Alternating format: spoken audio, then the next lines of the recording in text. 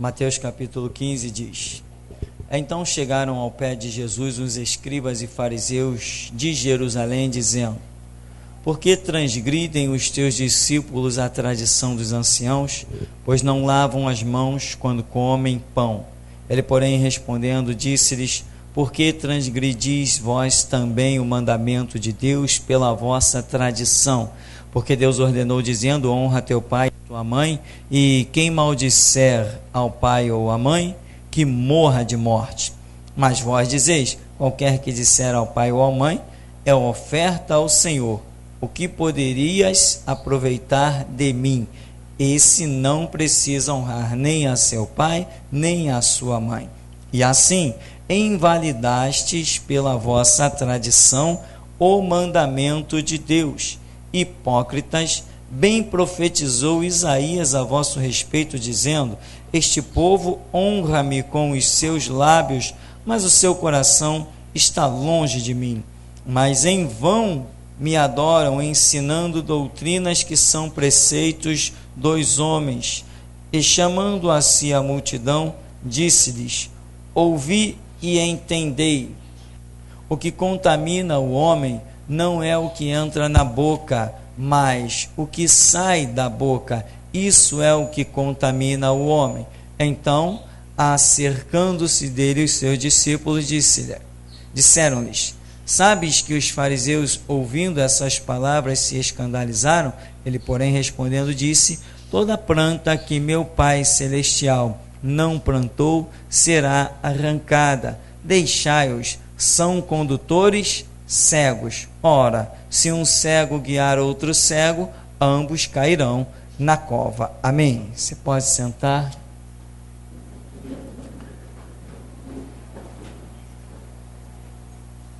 O nosso conhecido texto.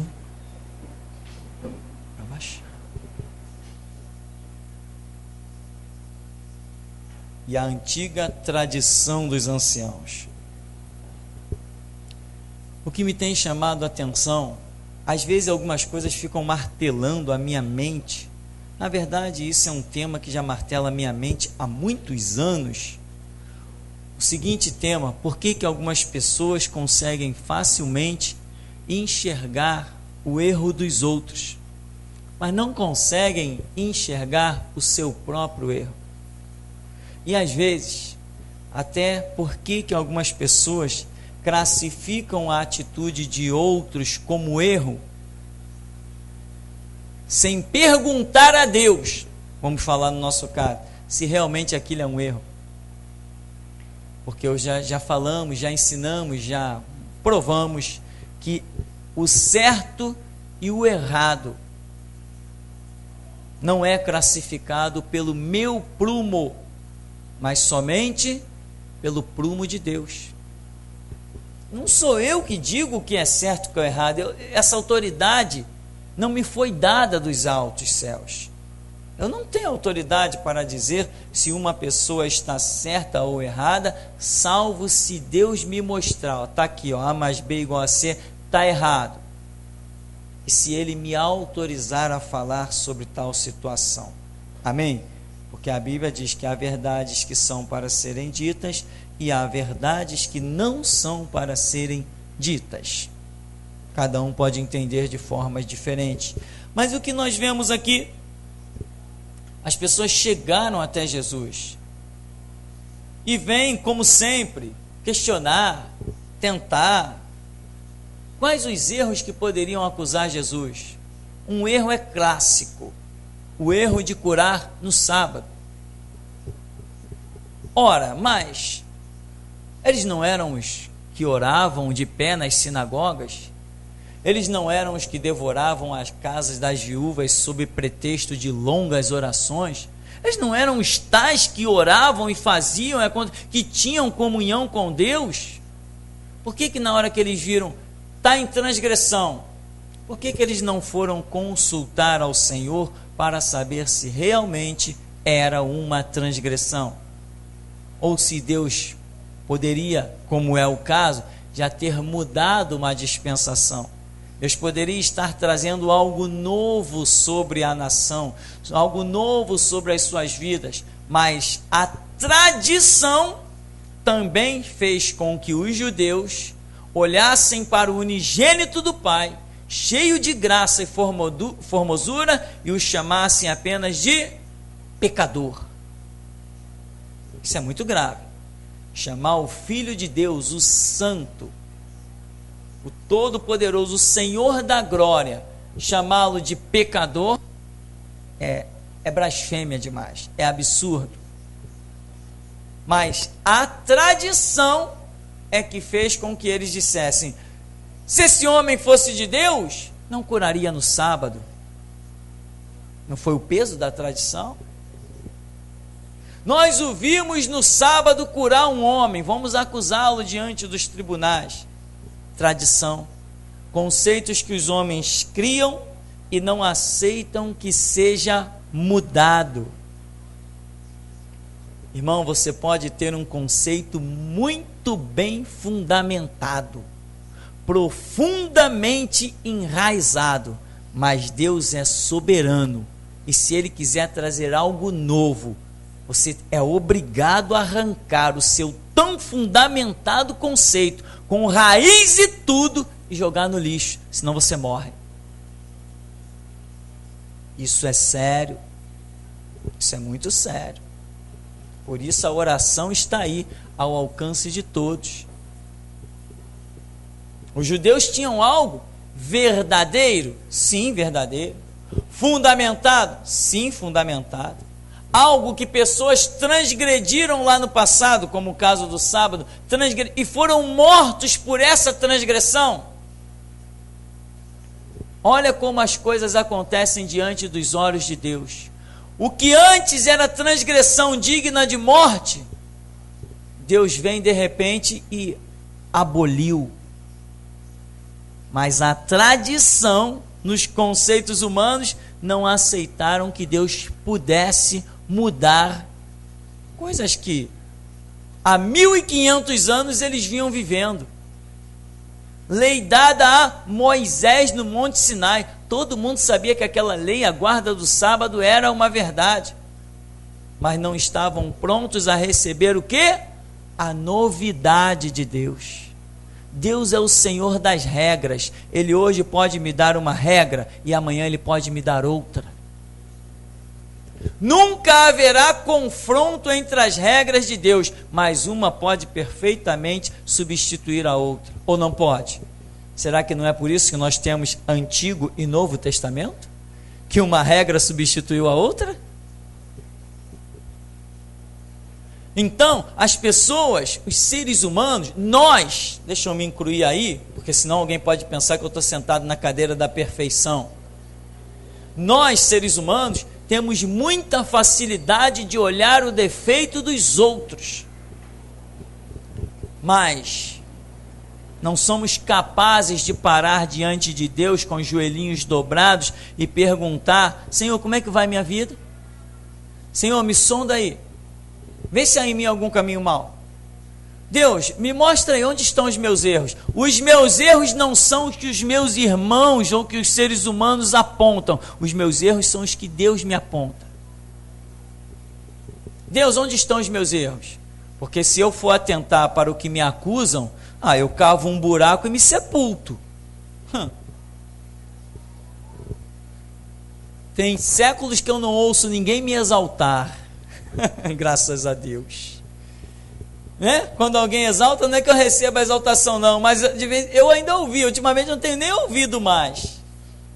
Então, meu irmão, se eu for atentar para o que as pessoas dizem, opinião de seres humanos que nem eu cavo um buraco e me sepulto, acabou a história. Não, mas o que Deus tem a dizer? Então, a verdade está aí, diante de Deus, e Ele a revela. O salmista Davi disse: sonda-me e vê se há em mim algum caminho mau e guia-me pelo caminho eterno. Essa oração eu faço todo dia.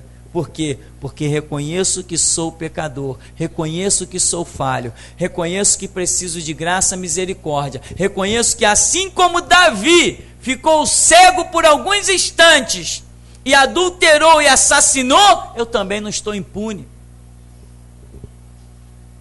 também não estou impune. Se Davi, que foi Davi, intitulado homem segundo o coração de Deus, se ele caiu, quem sou eu para me achar inabalável? Quem sou eu para achar que nada pode me derrubar? Agora, uma coisa eu sei, se eu estiver nos pés de Jesus, nada me derruba. Isso eu sei, se sei. Nos pés de Jesus eu venço qualquer exército, venço qualquer arma, venço qualquer demônio, venço qualquer reino. Nos pés de Jesus eu sou mais eu, nos pés de Jesus. Pois a Escritura diz, o que gloriar, glorie-se no Senhor, mas não se glorie o forte na sua força, nem o sábio na sua sabedoria. Não nos gloriamos nas coisas que nós mesmos podemos produzir. Nos gloriamos naquilo que vem de Deus. Então, as pessoas, elas são muito precipitadas em julgar, são precipitadas em acusar, ouvem uma coisa e traduzem. Você sabe que você pode estar ouvindo algo e aquilo não ser a verdade?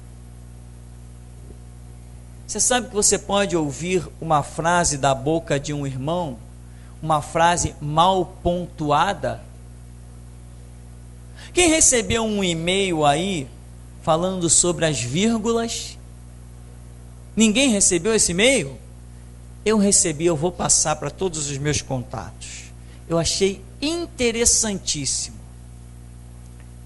Um grupo desses de estudos colocaram várias frases e eles disseram assim: leia a frase colocando uma vírgula depois da palavra tal. Aí você lê, ela tem um sentido. Agora leia essa mesma frase colocando a vírgula depois da outra palavra tal. Ela muda o sentido completamente. Aí diz assim: leia o texto a seguir. Aí tem um texto lá grande, você vai lendo, o texto não tem nenhuma pontuação. Nenhuma pontuação. Aí você lê o texto. Depois que você lê, o cidadão que criou aquilo muito inteligentemente, algo interessante, ele diz: agora leia de novo o texto, colocando uma vírgula depois da palavra tal. Aí o texto tem um sentido, que fala do gênero masculino. Aí ele diz: mas agora coloque a vírgula depois da palavra tal. Quando você lê e faz a pausa ali onde ele falou, a coisa já vira para o gênero feminino. Uma coisa completamente diferente. Às vezes, meu irmão, você ouve algum irmão falar alguma coisa, ele falou sem vírgula, sem ponto. Cuidado. Tem dúvida? Achou que foi ofendido? Chega perto do irmão: irmão, peraí, repete aí, como é que você quis falar? O que você quis dizer mesmo? Senão você sai com uma informação achando que todo mundo te odeia, que todo mundo te ofende, que todo mundo fala contra você.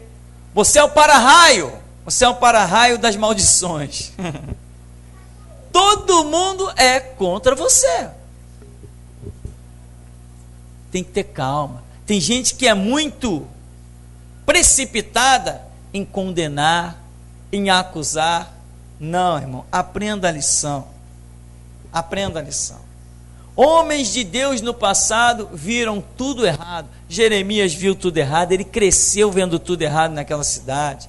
Ezequiel cresceu vendo tudo errado, a ponto de ser levado cativo. Eles viram, mas enquanto Deus não se manifestou a eles e os mandou falar e acusar e pregar, eles ficaram calados, atravessaram a geração deles calado. Isso é uma lição poderosa, irmão. Ao contrário de pessoas que, veja bem, irmão, quando você considera que alguém tenha cometido um erro, nós, seres humanos, nós temos liberdade de comentar. Comentar coisas é natural do ser humano. Qualquer coisa que você vê, você faz comentário.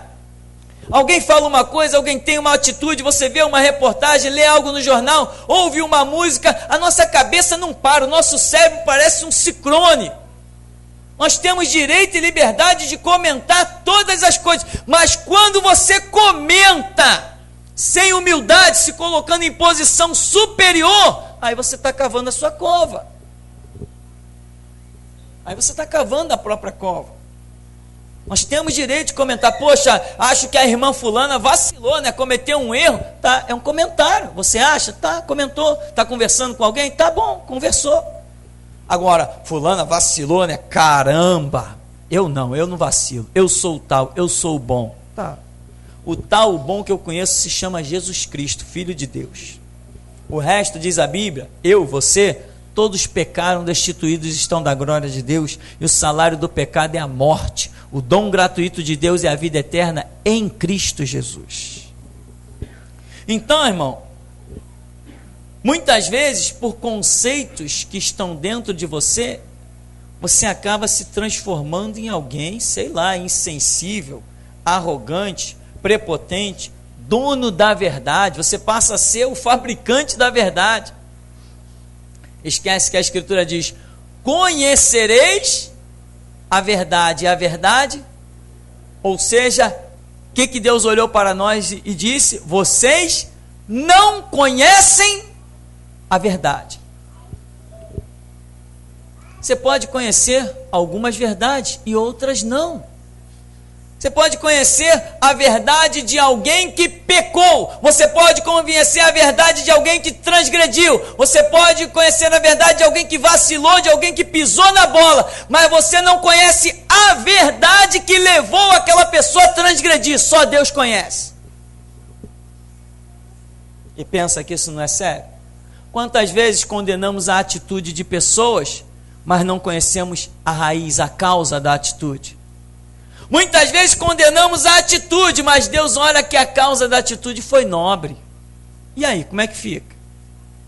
Deus vem e oferece graça, o caminho do retorno, oferece o perdão, oferece misericórdia, porque Ele reconhece que a pessoa pode ter transgredido, mas a intenção era de acertar, não era de errar. E nós entendemos isso? Não, nós julgamos o efeito, não a causa. Nós seres humanos olhamos o efeito, o produzir o efeito é o que nós vemos, mas a causa, o que levou ao efeito, isso não está no nosso conhecimento. É Deus quem conhece as profundezas dos corações de cada um. Então, meu irmão, tradições que existem arraigadas dentro de nós, tradições tipo, eu não faria isso, é mesmo, não faria? Pode ser que tenha feito coisa pior. Eu jamais cometeria esse erro. Não diga do futuro eu jamais. Não diga do futuro eu jamais. Duvido que Davi imaginou que um dia fosse fazer o crime que fez, cometer aquele horror. Ele não imaginou aquilo. Chamado homem segundo o coração de Deus, ia mandar chamar uma mulher para adulterar com ela e depois matá-la. Não diga eu jamais. Quer viver a expectativa de você jamais? Vá chorando todo dia nos pés do Senhor Jesus. É lá o lugar. Ali você diz, enquanto está nos pés do Senhor Jesus, tu pode dizer, não, jamais. Jamais eu vou transgredir, eu estou nos pés. Já. Agora se afasta dos pezinhos do Senhor Jesus que você vai ver o jamais.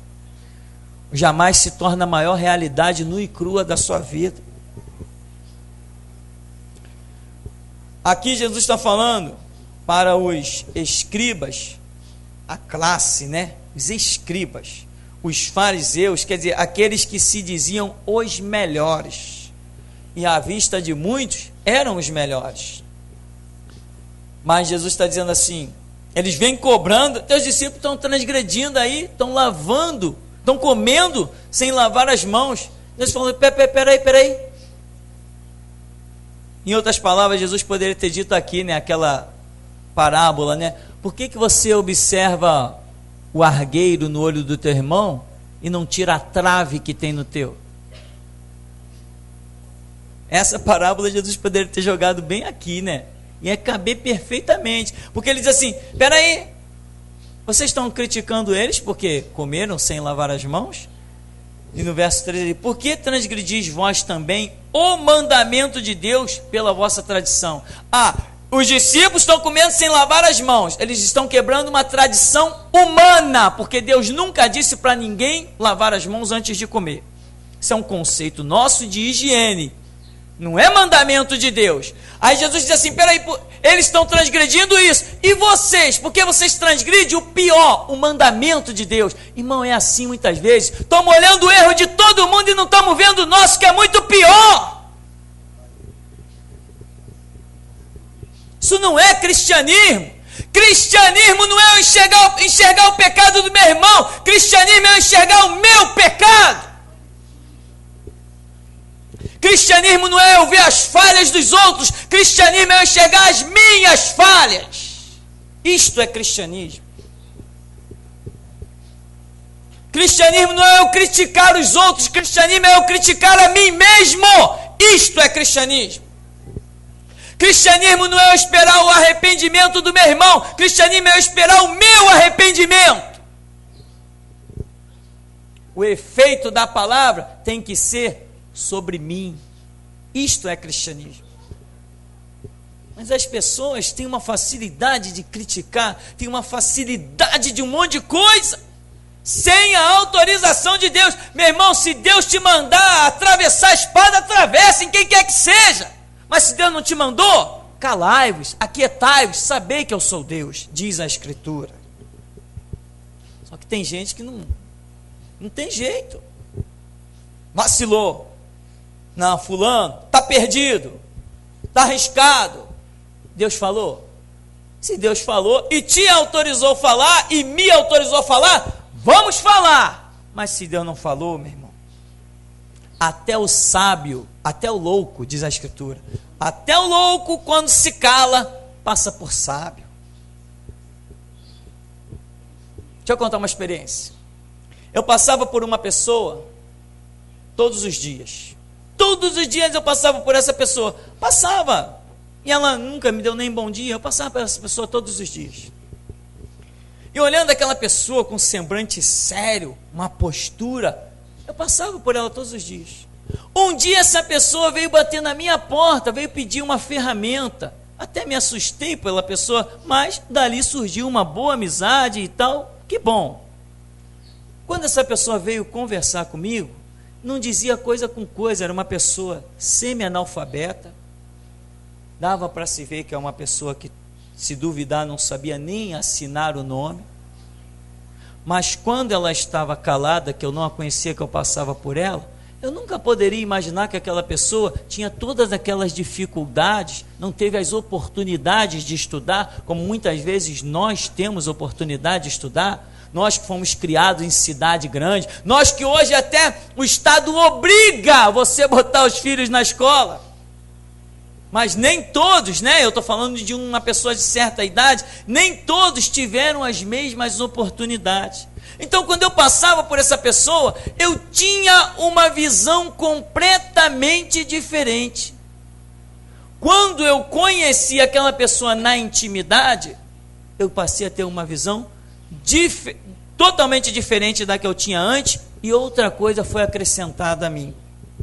Eu descobri que aquela pessoa tinha uma humildade tremenda, que quando eu passava por ela, eu nunca poderia conhecer, nunca poderia entender. Então isso que a Bíblia diz, até o louco quando se cala passa por sábio, ou seja, porque você não tem condições de julgar nada pelos seus olhos. Você não pode olhar e dizer aquele cara é louco. Se ele está lá na dele, você não tem condição de discernir isso. Você tem que conhecer, a pessoa tem que colocar para fora os frutos. Porque Jesus disse, a árvore, nós seres humanos, nós que somos a árvore é conhecida pelos frutos, pelo que ela produz. E apesar de eu ter visto nessa pessoa, que era uma pessoa sem estudo, esse fruto foi manifesto, também eu me surpreendi e me alegrei, porque eu vi que o fruto da humildade também foi manifesto na vida daquela pessoa. Então, meu irmão, as nossas reservas, as nossas tradições podem nos fazer ser qualificado assim, como um escriba, como um fariseu, como esses que vieram ao pé de Jesus e acusar, mas eles tinham um pecado muito maior. Enquanto os discípulos de Jesus estão transgredindo uma coisa que não os levaria jamais à condenação, jamais a ouvir de Deus: apartai-vos de mim para o fogo eterno. Eles chegam com uma acusação que, no entanto, o que está sobre a vida deles os afastaria de Deus e os levaria à condenação eterna, porque Jesus diz assim: e vós que transgredis o mandamento. Que tal nós fazermos aquela antiga oração: Deus, põe um anjo à porta dos meus lábios? Sabe, irmão, eu sou obrigado a falar. Todo mundo sabe que eu sou obrigado a falar. Às vezes vem pessoas que me perguntam sobre instrumento e eu estou ali falando, quem vê pensa que eu gosto muito de falar. Tem gente que me pergunta sobre Bíblia, eu começo a falar, e tem gente que acha que eu gosto muito de falar. Aliás, que falar, parece que eu falo todo dia, o ano todo. E quem vê pensa que eu gosto de falar. Eu detesto falar. Jesus não me botou aqui por castigo, não. Eu acho que ele botou aqui porque não achou outro. Ele não me castigou: já que tu não gosta de falar, tu vai falar direto. Não. Eu falo porque estou cumprindo o mandato do meu Senhor. Eu falo porque estou obedecendo ordem. Eu falo porque Ele me autorizou, me mandou falar. E para que eu fale mesmo sem gostar, Ele me deu um negócio chamado graça. Sabe o que é a graça? É você ser capacitado a fazer aquilo que você não tem a mínima condição de fazer. Eu tenho vergonha de subir a este púlpito e estar diante de pessoas. Eu tenho vergonha de estar na frente da igreja tocando um violão. Mas quando eu pego o violão, quando eu pego no microfone, ele me dá graça. E eu prego para um ou prego para 1 milhão. Não faz a mínima diferença. Nesse momento aqui, com a graça que Ele me deu, eu olho nos olhos de cada um sem o mínimo constrangimento. Depois que acaba o horário do culto, eu tenho até vergonha de levantar os meus olhos. Isso se chama graça, favor imerecido, capacitação que vem do alto, como Paulo escreve. Não que sejamos capazes de nós mesmos de fazer alguma coisa, mas a nossa capacidade vem de Deus, vem do Senhor que fez os céus e a terra. Então, irmão, eu prego, eu falo, mas Deus sabe. Irmão, quantas vezes antes desse culto eu digo assim: Senhor, o Senhor não tem outra pessoa para botar lá naquele púlpito, não? Deus, que tem os olhos como chama de fogo, eu chamo Ele agora como testemunha desta minha oração. Quantas e quantas vezes antes de começar o culto, eu chego para o meu Senhor Jesus e digo: Senhor, o Senhor hoje não tem outra pessoa para botar naquele púlpito para pregar? O Senhor não tem alguém para trazer de fora, ou alguém do meio da igreja? O Senhor não tem? E eu venho na expectativa, mas não aparece ninguém. Eu digo: Senhor, lá vou eu de novo. E até aqui nos ajudou o Senhor. Mas como tem gente sempre querendo aparecer, principalmente em denigrir, sem a direção de Deus, a uns para exaltarem-se a si mesmo. Jesus aqui dá uma chicotada: vocês transgridem o mandamento de Deus. A Bíblia diz, em outras palavras: honra teu pai e tua mãe, e quem maldisser ao pai e à mãe é digno de morte. E vocês fazem isso. Opa, vocês são o quê? Dignos de morte. Jesus está dizendo: quem é você para falar dos meus discípulos que não lavam as mãos? Vocês transgridem a tal ponto de serem dignos de morte.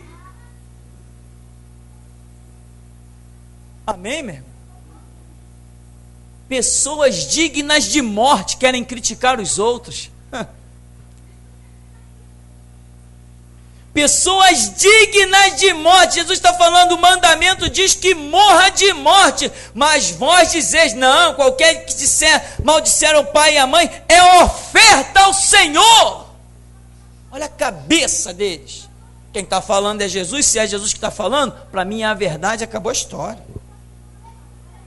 Pessoas dignas de morte estão criticando os outros. Pessoas classificadas como por Jesus como quem está a caminho do inferno por transgredir os mandamentos, estão ali criticando quem é bem maior e melhor do que eles, porque foram aqueles que estavam comendo sem lavar as mãos que Jesus Cristo escolheu para dar continuidade à obra, e não aqueles que tinham pergaminho que estavam na sinagoga. Que visão diferente, que visão estarrecedora. Irmão, eu estou pregando com um temor fora do comum. Eu estou pregando nesse lugar com medo. Sabe por quê? Porque a peneira é muito fina. A peneira é muito fina. E eu estou pregando para você e estou dizendo para mim mesmo: vigiai e orai. Vigiai e orai. Porque é terrível. Houve um impacto aqui que eu fiquei até tonto. É terrível nós acusarmos os outros sem a direção de Deus. Aliás, que Deus não manda acusar, Deus manda pregar, né? Ele manda pregar. A acusação é com Deus, os projetos dele. Ele manda pregar, mandou Jeremias pregar. Jesus falou, Jeremias falou, vocês estão em pecado, vocês isso, vocês aquilo, a mão de vocês está contaminada com sangue. Jeremias está acusando porque Deus o mandou pregar. A nossa missão é pregar o que Deus manda. Se a palavra vem de Deus, a acusação é de Deus e não nossa. Agora, se Deus não me mandou pregar, a acusação é minha. Aí eu estou fazendo papel de diabo.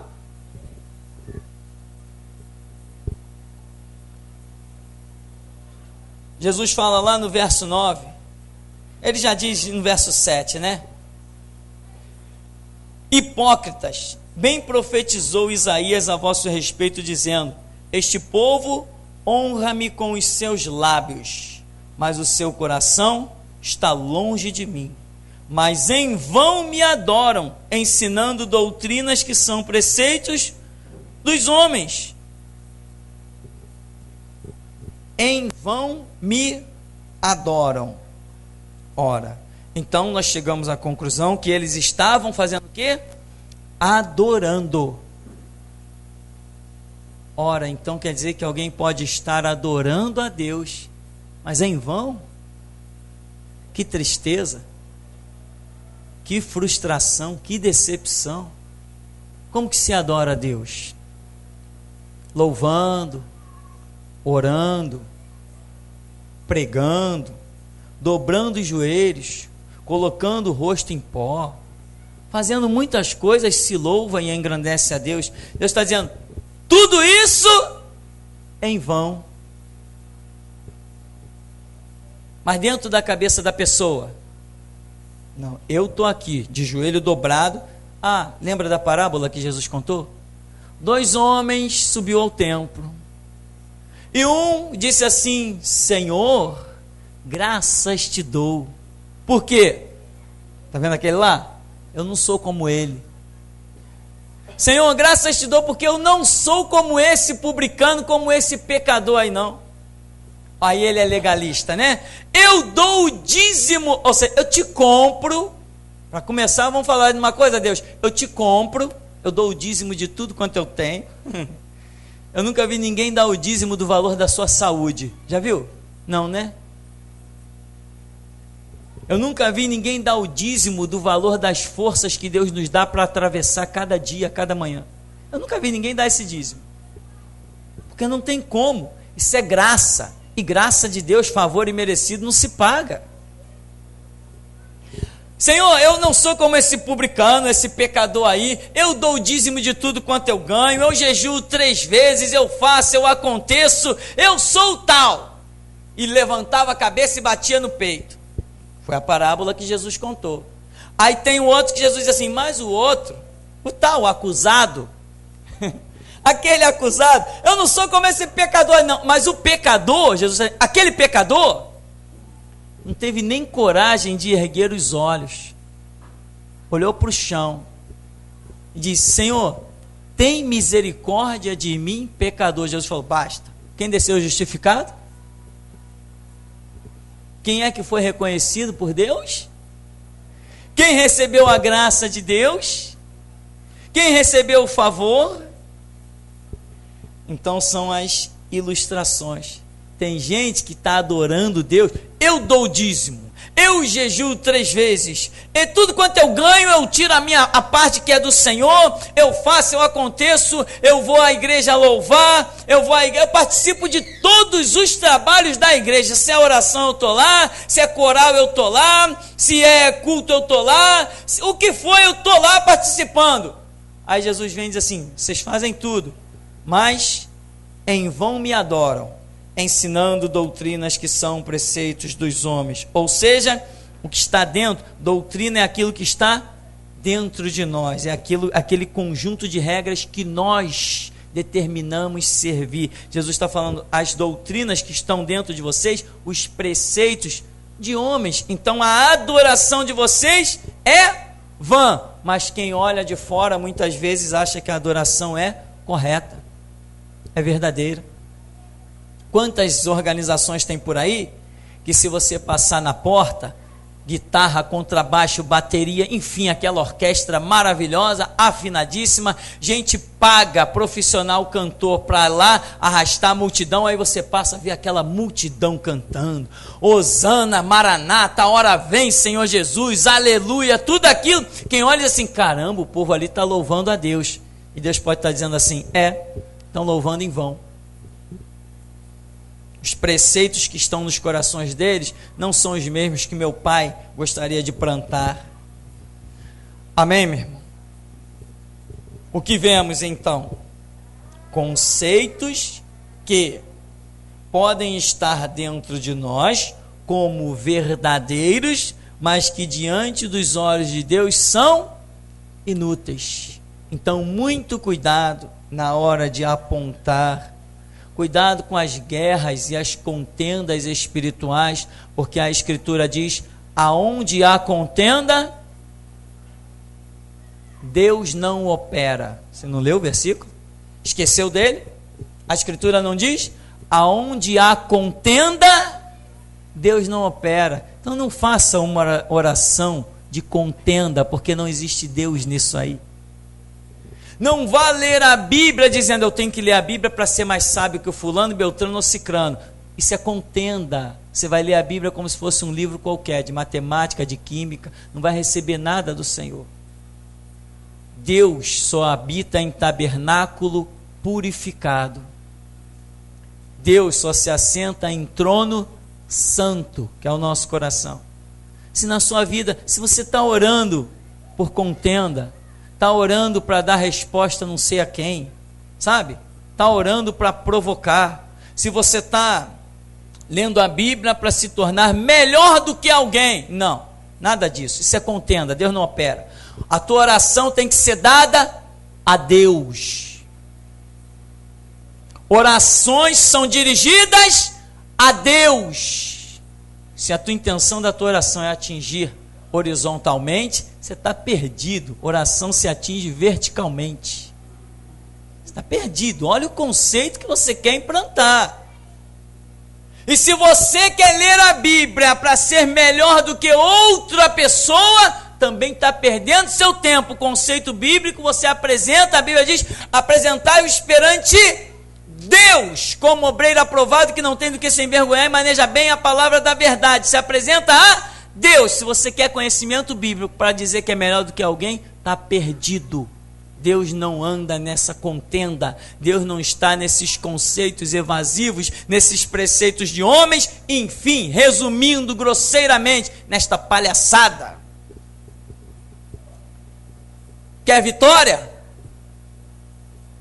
Olha para o alto, meu irmão. Quer vitória? Olha para o alto, meu irmão.